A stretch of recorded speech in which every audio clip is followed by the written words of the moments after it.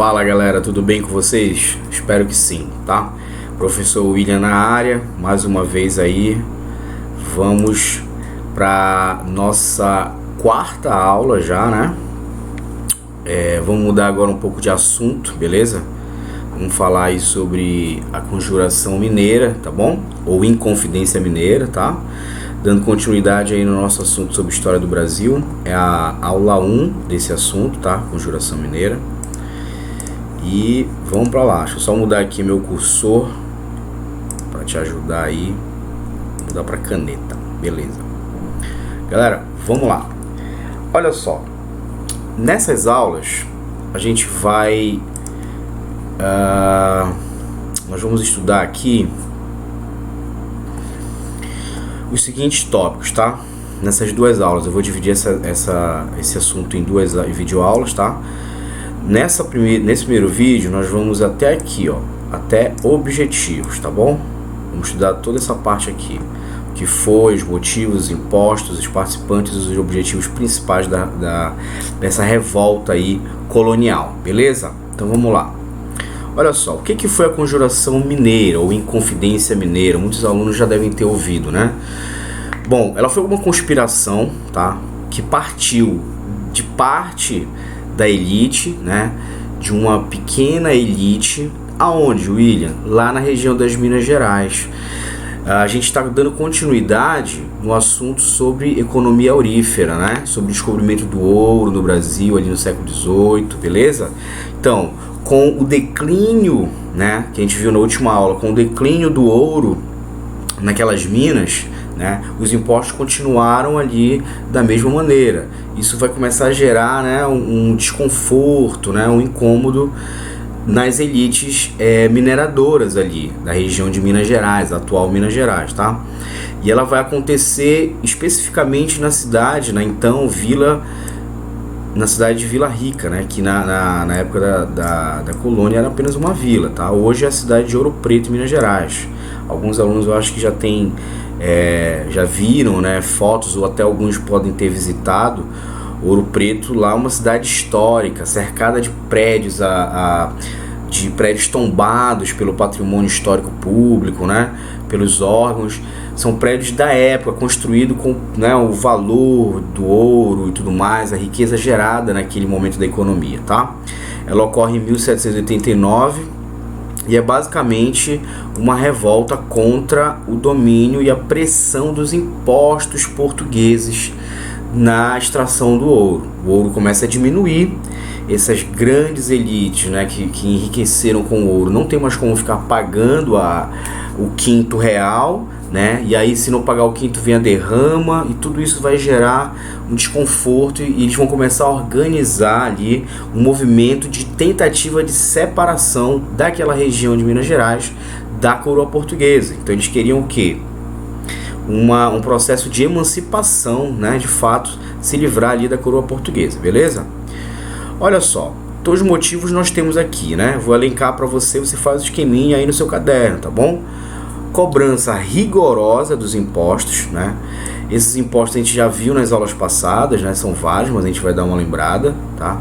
E a ameaça, aqui tá errado, tá? Mas é a ameaça da derrama. O que é a derrama? A gente tem que lembrar.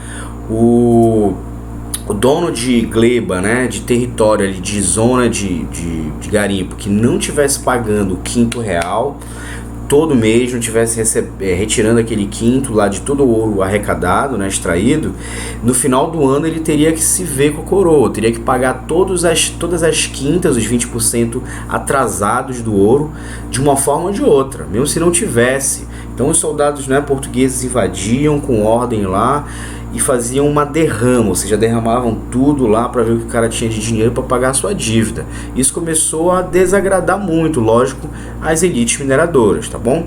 Então a cobrança de impostos continuava, cada vez mais rigorosa, e a derrama era uma coisa para eles inaceitável, né? Os impostos abusivos que continuavam aumentando cada vez mais, mesmo com, né, a produção aurífera diminuindo.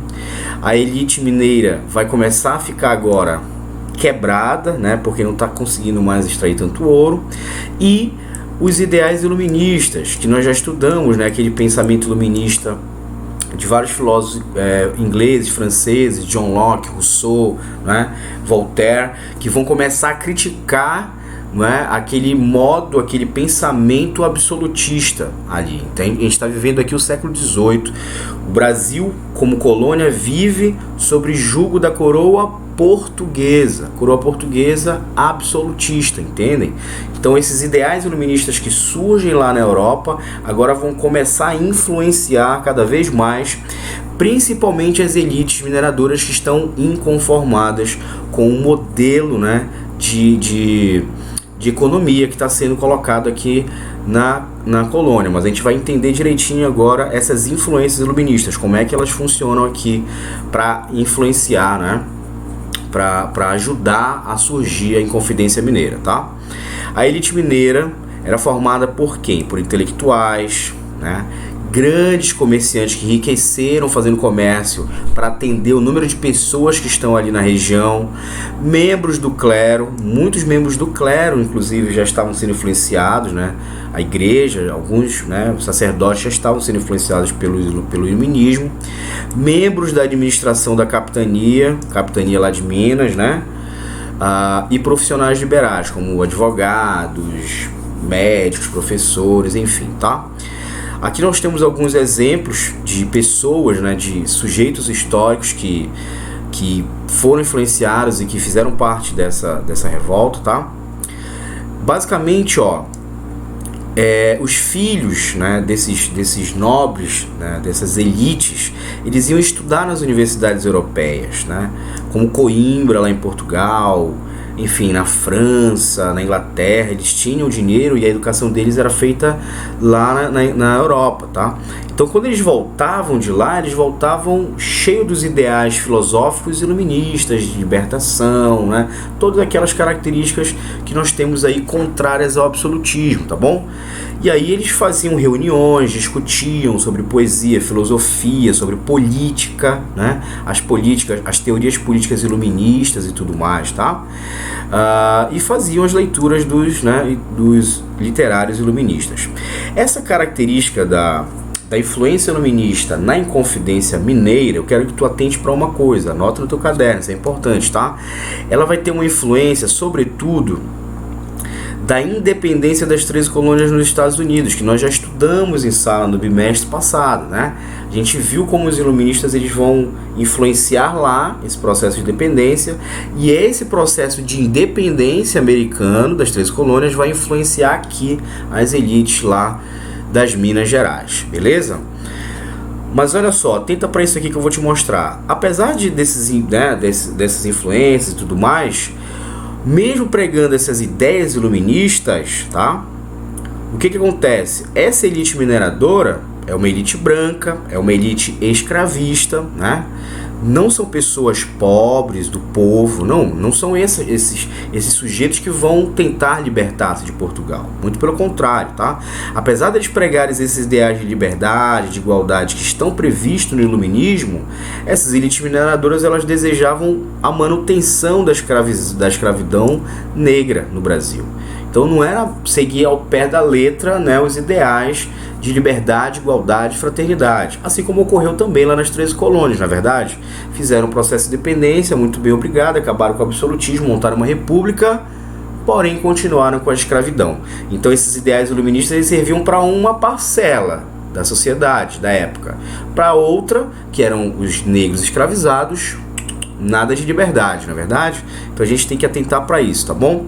Vamos aqui ver os pontos principais que eles buscavam, que eles almejavam. Ó, eles possuíam ideais republicanos, ou seja, queriam montar uma república, tá? Eles faziam a crítica, né, usavam aquela crítica do iluminismo, tá? Criticavam sobretudo o que? O absolutismo, né? Almejavam a divisão dos 3 poderes, legislativo, judiciário e executivo, tá? Desejavam a liberdade da economia sem intervenção do rei. Lembra que a gente estudou em sala as características do liberalismo econômico? E a emancipação somente das Minas Gerais. Então os caras queriam separar de Portugal, professor? Sim. Mas era para o Brasil inteiro esse movimento de emancipação? Não. Eles estavam interessados somente na região onde eles moravam, onde eles detinham o poder econômico, onde era a região das Minas. Então, a Inconfidência Mineira, anota isso, o objetivo dela era emancipar a região das Minas Gerais. Ponto. Não o Brasil inteiro. Então, a gente não pode chamar de um movimento nacional, né, que buscava a independência. Atentem para isso, tá bom? Os impostos, vamos dar uma lembrada rápida aqui, tá? O quinto, a cobrança feita, parte do ouro, ou seja, 20%. A capacitação, que é exatamente essa elite escravista, né, que era o imposto que a coroa cobrava por escravos, porque eles estavam comprando cada vez mais escravos. Você tem que lembrar que esse é um período do século XVIII, com a descoberta do ouro no Brasil, é o período em que vai aumentar drasticamente o número de escravos da população negra escravizada no Brasil, mais do que no Brasil do período do açúcar, tá bom? É onde quando chega cada vez mais negros aqui, justamente para trabalhar nas minas. A derrama, como a gente já viu, e as entradas, que era o pedágio de entrada e saída das capitanias das Minas Gerais, tá bom? Tanto de pessoas quanto de animais, que era exatamente para evitar o contrabando do ouro, na verdade. Vou tomar uma água aqui. Beleza? Os participantes, então, dessa revolta é a elite mineradora, que vai encabeçar, eles vão ser os líderes, os conspiradores, como dizem na história, tá? Seria mais prejudicada com os impostos, logo, né? Então, como medida de precaução, criaram a Conjuração Mineira. Abaixo deles vai participar uma classe média livre, né, de profissionais liberais, né, vão ali atuar, mas quem vai liderar é a elite mineradora, beleza? O povo, os escravos não participam disso. Então os participantes nós temos classe médias urbanas, militares, padres, comerciantes, estudantes, toda essa galera aí, tá? Que está incluído na classe média urbana. Essa classe média são todos esses: padres, militares, comerciantes, estudantes, professores, enfim, né? E quem está encabeçando é a elite, são os proprietários das minas, beleza? Tranquilo. Qual o objetivo principal, professor? Os objetivos dessa Inconfidência, né, ocorrer para se revoltar contra a coroa, é, como eu já te falei, a independência somente das Minas Gerais, a proclamação de um regime republicano. Eles queriam acabar com o absolutismo e o colonialismo e implementar uma república ali na região. A liberdade do comércio, que está ligado ao liberalismo econômico previsto no iluminismo. A produção de manufaturas, ou seja, a liberdade de implementar fábricas de manufatura, que era proibido na colônia. Os produtos manufaturados, produtos industrializados, digamos, feitos em fábricas de manufatura, balde, sapato, qualquer tipo de coisa, ele teria que vir da Europa, da metrópole, tá? Não poderia ser nada fabricado disso aqui no Brasil. É o jugo do absolutismo, né, do controle da economia. E o perdão das dívidas com Portugal. Que dívidas, professor? As dívidas de impostos sobre a extração do ouro, né? O grande montante de dinheiro que eles deviam de impostos, era o que eles queriam. Então a gente entende uma boa parcela da elite, né, que está encabeçando, ela tem interesses econômicos aí, tem interesses políticos, né, com essa separação, com a luta contra Portugal. A outra parcela, por o contrário, profissionais liberais, a classe média, alguns, né, pessoas mais sem posses, como a elite, elas estavam nessa Inconfidência, nessa conjuração, nessa revolta, né, nessa conspiração, basicamente guiadas pelos ideais iluministas, por acreditar de fato que aquilo seria uma liberdade necessária e acreditar nesses ideais filosóficos, beleza? Mas as elites pensavam muito mais no seu ganho pessoal. Tranquilo? Eu espero que vocês tenham compreendido essa primeira parte, tá? A gente foi devagarzinho aqui, né, para poder entender legal.